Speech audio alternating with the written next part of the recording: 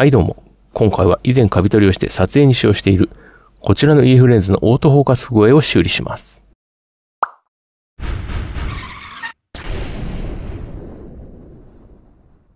EF レンズのメーカーはキヤノン。型番が EF-S1855IS ですね。18mm から 55mm まで対応したレンズになります。カビ取りした時の動画は右上に載せておきますね。症状としては特定の範囲でオートフォーカスが無反応になり、それ以外の位置では動くって感じですね。使えないことはないんですが、一番使う位置なので解消していきたいってことでやっていきます。まずはオートフォーカスが無反応になる位置を確認しておきます。オートフォーカスの確定音でわかると思います。確認していきます。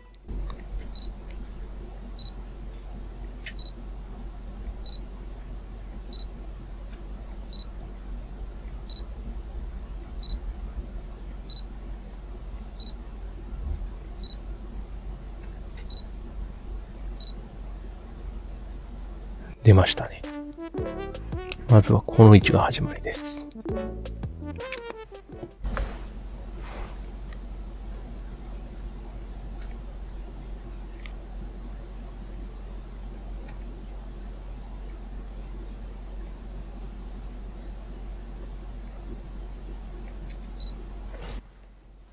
そしてここまでですね。今、印をした位置、35手前から約40ぐらいが無反応になります。これを修理したいと思います。どう修理するかですが、おそらく定番の内部フレキシブルケーブルの断線か、接点の摩耗なので、こちらの互換品と交換します。Amazon で2個セット400円ぐらいで売ってるやつですね。これと交換します。ということで、まずは分解していきます。分解といってもほぼ覚えてないんですけどね。分解していきます。まずはこのグリップリングっていうんですかね。これを外します。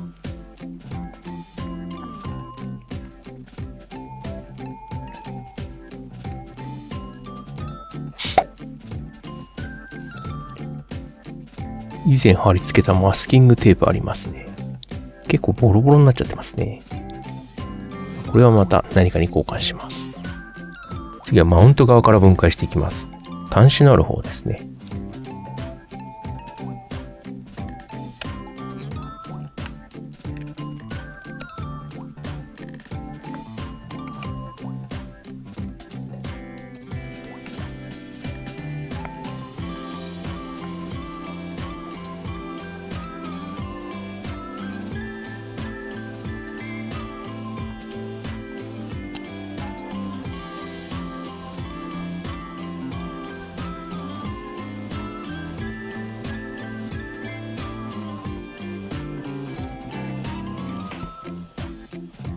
以前のマーカーが残ってるので、これはこのまま使います。外側に印をしておきます。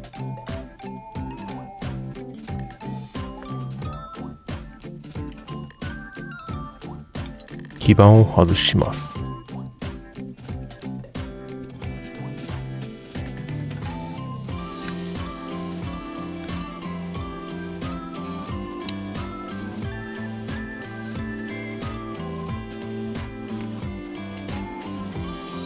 基板まで外すと見える2つの接点があるんですが、こっちの接点じゃなく奥にある接点ですね。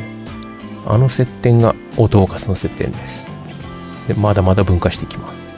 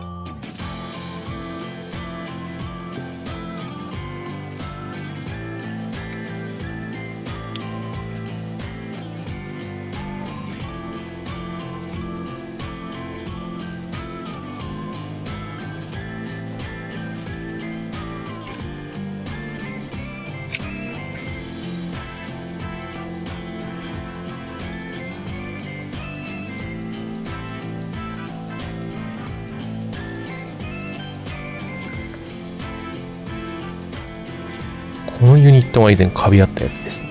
これは今回綺麗ですね。このフィルムケーブルを剥がします。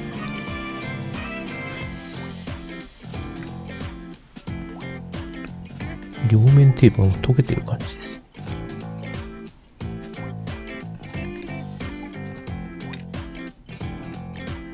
次はズームリング部分ですね。この部分を分離します。これはめるの大変なんですよね。一応覚えてないと。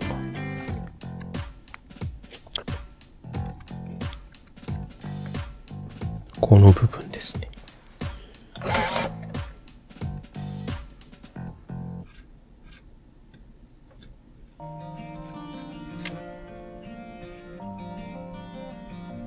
抜けました。次は前玉部分を外していきます。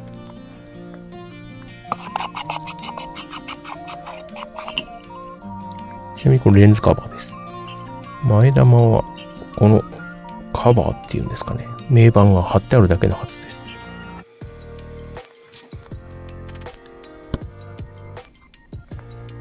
前玉を固定しているネジを3箇所外します。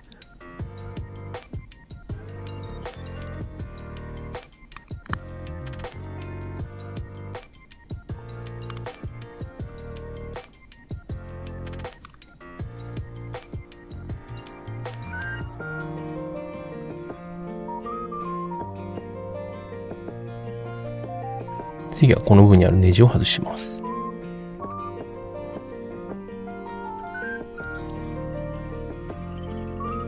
すると、このパーツが取れます。次は内側の接点を外します。ネジは2箇所ですね。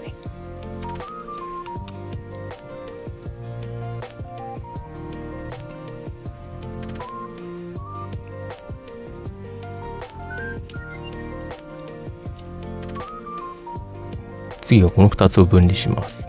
それをひねるだけで外れます。外れますが、外れる位置を印しておかないと、はめるのがすごく大変になります。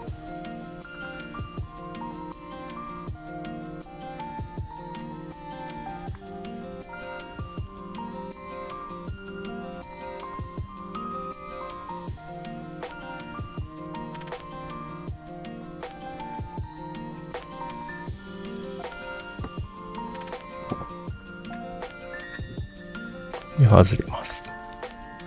次はこの内側のリングですね。これを外します。これも外れる位置があるので、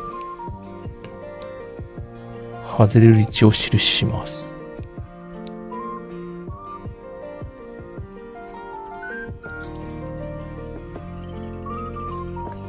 で、一番内側のリングが目的の接点のあるリングですね。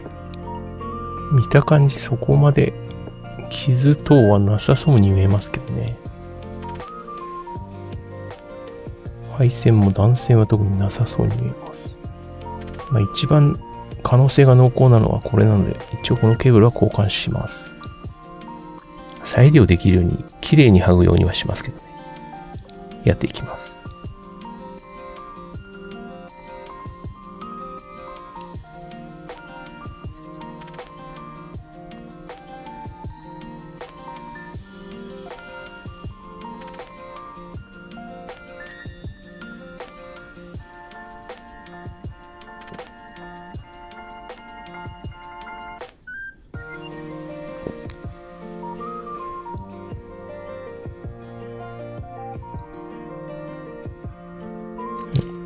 そうそう。もし参考にされる場合は、接点の位置は印しといた方がいいです。今回はこのケースの成形痕があるので、その部分を印の代わりにしています。この部分ちょうどいいのがあるんですよね。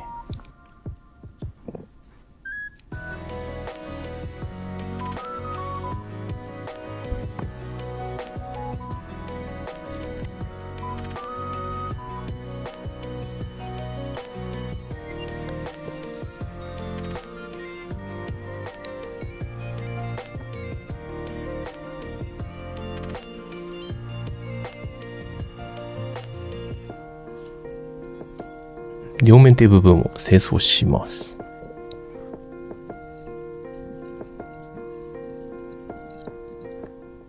型がついているので見にくいですが、取り外した接点と新しい接点の比較です。大きさともに一緒ですよね。重ねてみると、大きさ一緒ですね。大丈夫ですね。こちら取り付けていきます。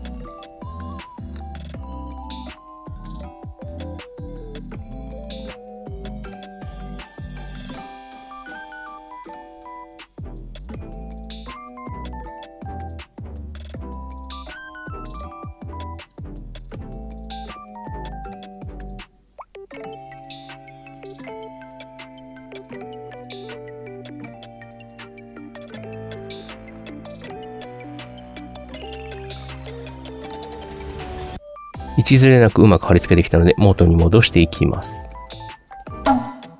内部のグリスが乾いてしまっているので専用のものではありませんが、普通のシリコングリス塗っておきます。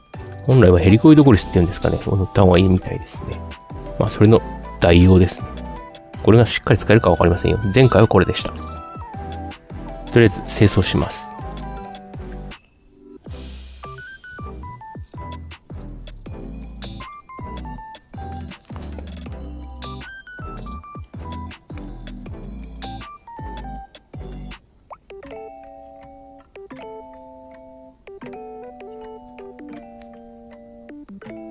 では元通り組み立てていきます。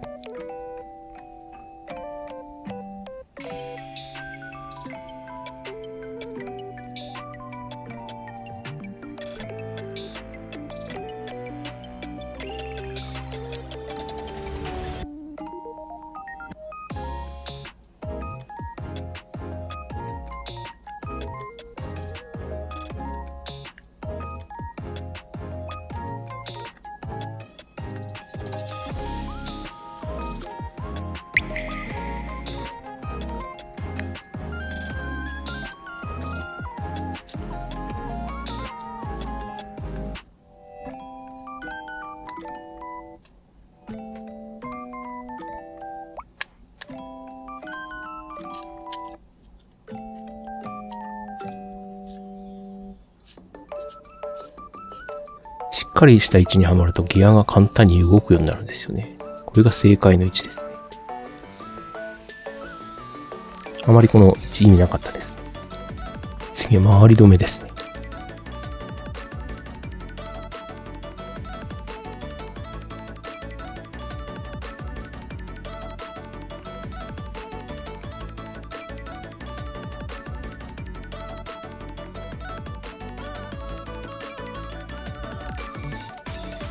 次に接点を取り付けます。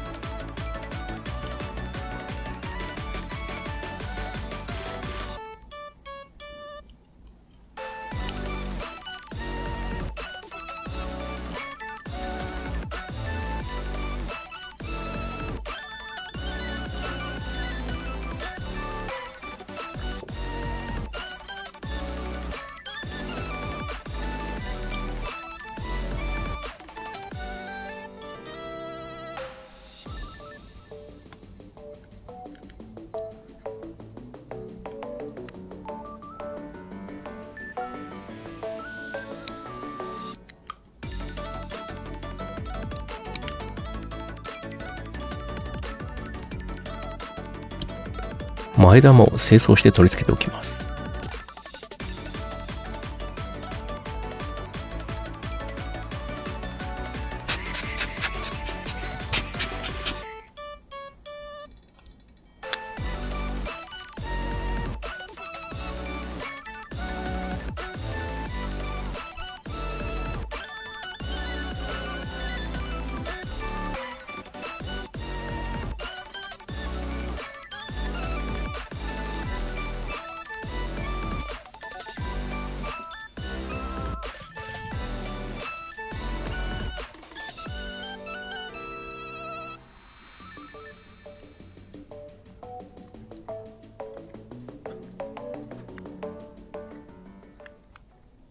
次はこちらも清掃してグリスアップしておきます。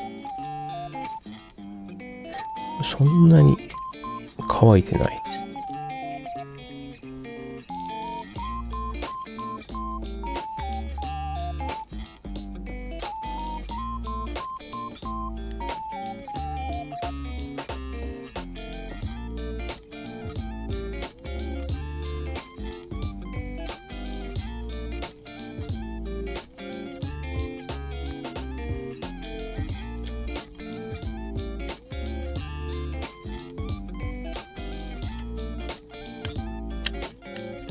次はこちら、中玉ですね。これをはめていきます。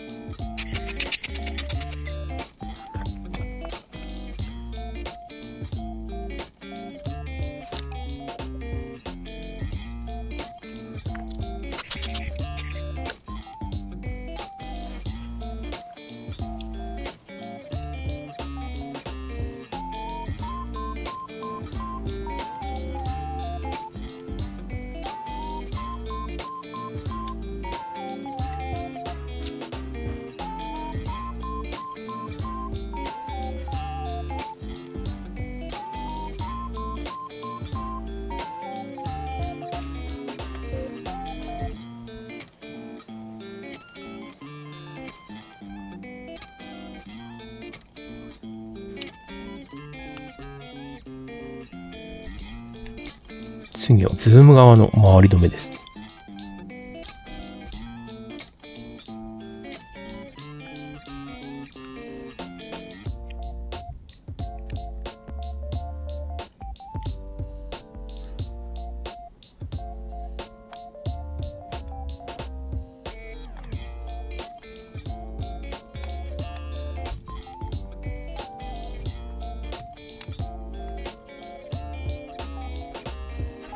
次はこの外のネジを止めます。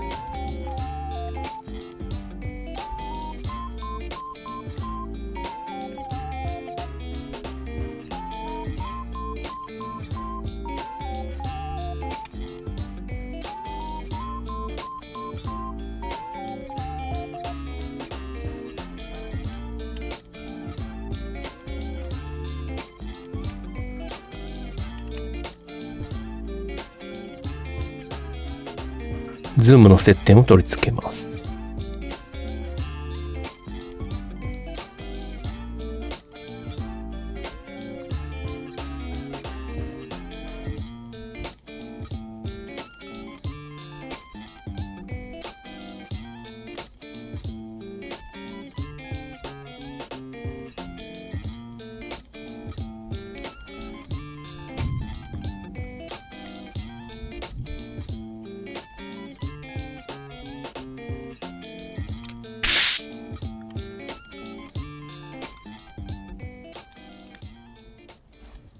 交換した接点を貼り付けます。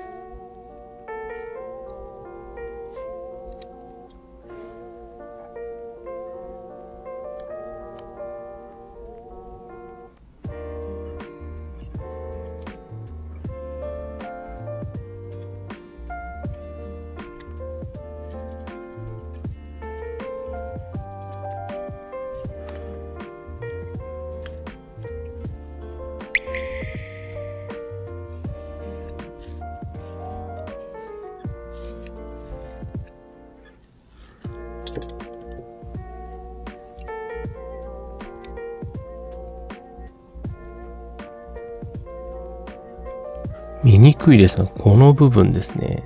若干大きいので浮いてしまいますね。少し切り取ります。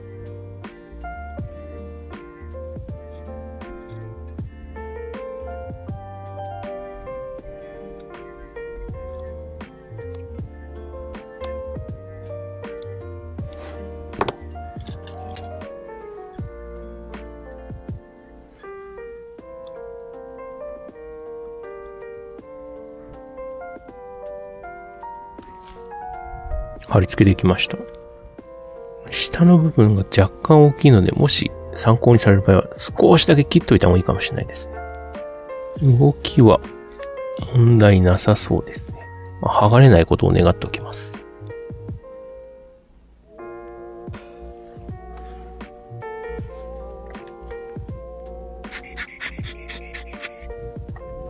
次はリンクさせるための爪っていうんですかね。これを取り付けます。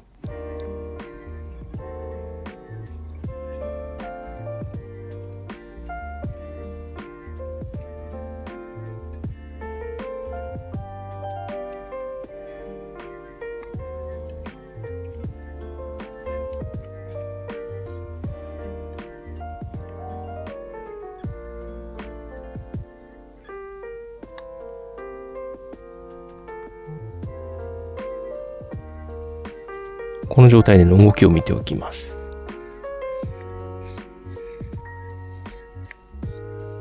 スムーズに動いてますね。オートフォーカスのサーボを取り付けます。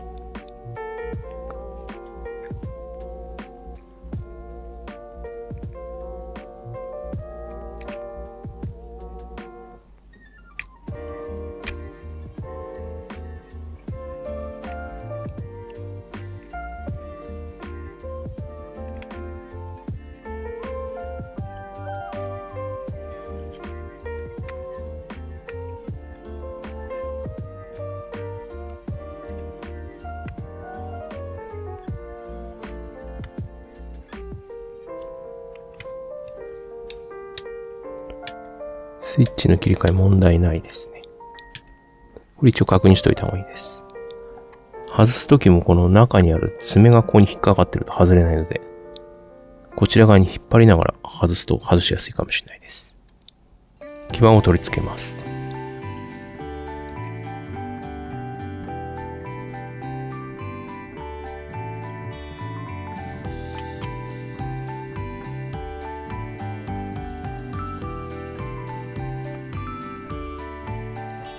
フィルムケーブルを接続していきます。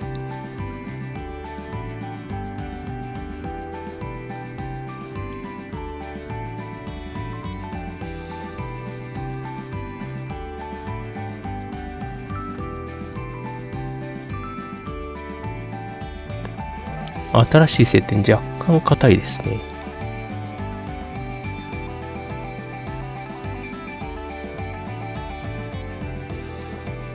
クッションリングというのか、ホコリ防止というのか、取り付けます。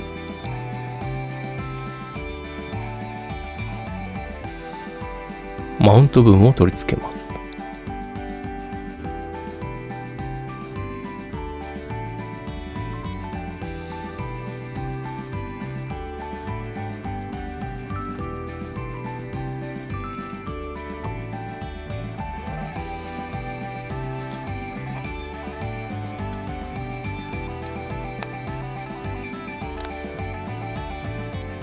接点固定用のネジを取り付けます。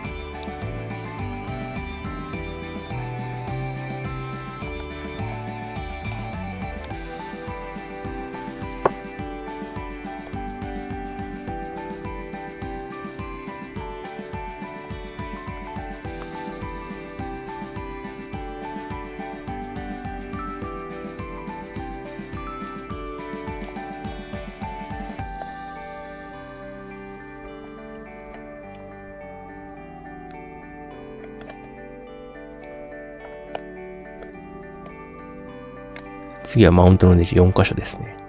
先にこちらの4箇所の方がいいかもしれないですね。先にこっちやると接点切るかもしれないです。なので先こっちの4箇所止めてからこの後に接点の方がいいかもしれないです。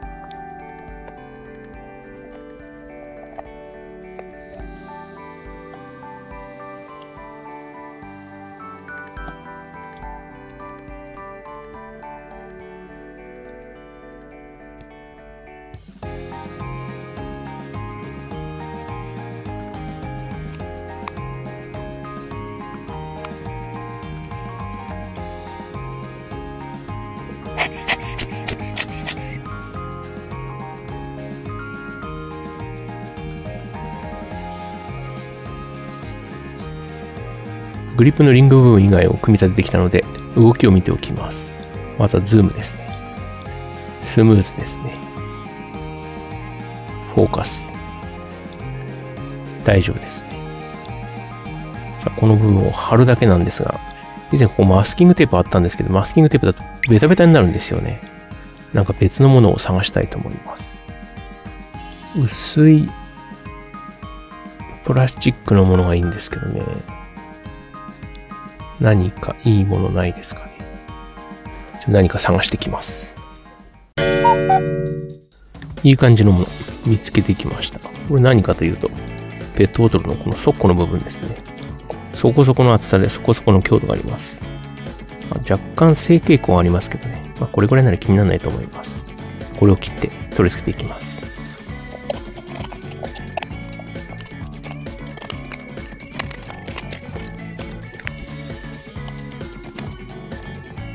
少し大きいぐらいでほぼぴったりの長さになりますね。おすすめかもです。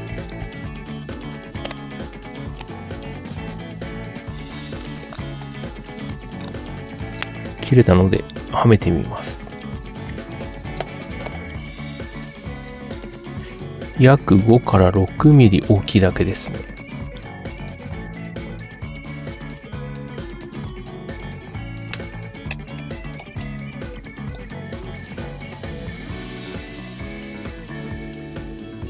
バッチリですね。これを両面テープで貼り付けておきます。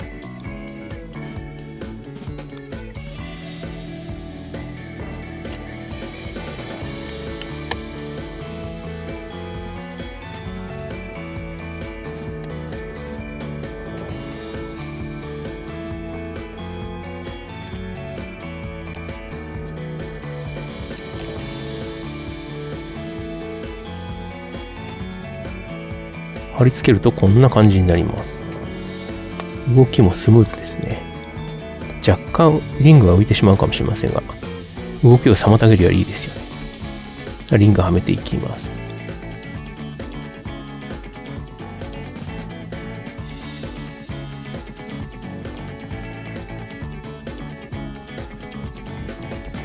グリップリングはめるとこんな感じですね。厚さもそこまで気にならないですね。中のフィルムがなくなっている場合は、ペットボトルおすすめかもしれないです。大きさも結構いいですしね。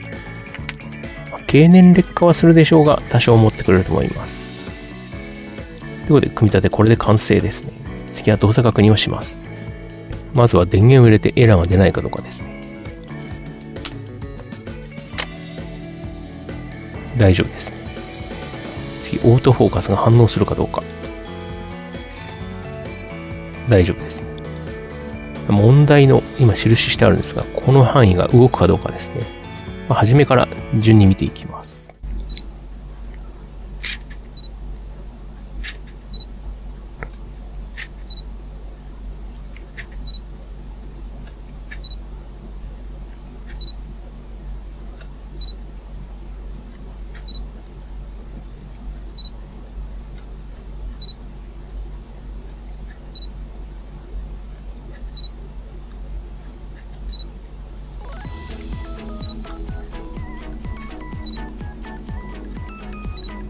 すべての範囲効くようになりました。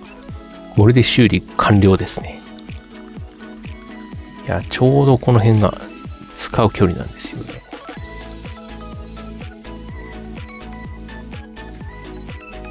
何度やっても大丈夫になりました。これでオートフォーカスが効かなくなる範囲がなくなったので修理は完了です。ということで今回はキヤノン EF レンズのオートフォーカス不具合を修理しました。このチャンネルでは今回のような修理やジャンクイン修理をしています。ジャンクイン修理、どっちも一緒ですけどね。内容がいいと思ったらグッドボタン、また見たいと思ったらチャンネル登録お願いします。それではまた。いや、治ってよかったよかった。もう一つ接点あるんですよね。何か交換するレンズを買うかもしれないですね。この辺の接点が中一緒だったら壊れた時に交換するのもいいかもしれないです。これちょっと古いやつなんですよ。赤丸、白四角っていうんですかね。